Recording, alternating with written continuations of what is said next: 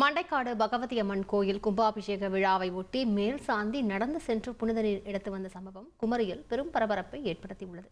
இது தொடர்பான கூடுதல் தகவலை செய்தியாளர் சிவகுமார் வழங்க கேட்கலாம். சிவகுமார், வணக்கம். என்ன நடந்தது, விவரங்களை பதிவு பண்ணுங்க. வணக்கம்.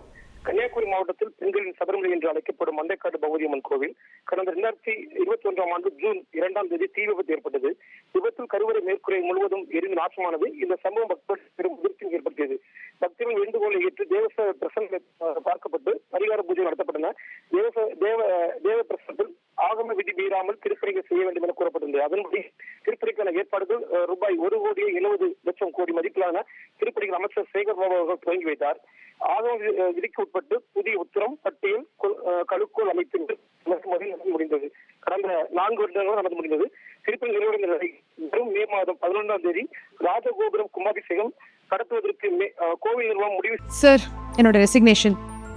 எதுக்கு? நானே ஜாப்ஸ் உருவாக்கி பாஸ் ஆகலாம்னு இருக்கேன். எப்படி? பாஸ் வாலா பி தி பாஸ் செய்துள்ளது. இந்த நிலையில் இன்று கடலில் இருந்து கும்பாபிஷேகத்துக்காக புனித நீர் எடுக்க கோயில் வானமையில் அமர்ந்து மேல தாளங்களுடன் ஊர்வலமாக புறப்பட்டு வந்தார். அப்போது அதே போது இந்த கடற்கரை ஒட்டி இருக்கக்கூடிய கிராமமான சகாயமாத தெரு அந்த பகுதியை சேர்ந்த மீனவ மக்கள் யானை இந்த பகுதியில் கடந்து செல்வதற்கு அனுமதி இல்லை, மறுப்பு நிலையில் போராட்டத்தில் ஈடுபட்டனர். இதனை கண்ட பக்தர்கள், அதாவது இந்து அமைப்பு சேர்ந்தவரும் பக்தர்களும் அப்பகுதியில் உள்ள சாலையில் அமர்ந்து போராட்டத்தில் ஈடுபட்டனர்.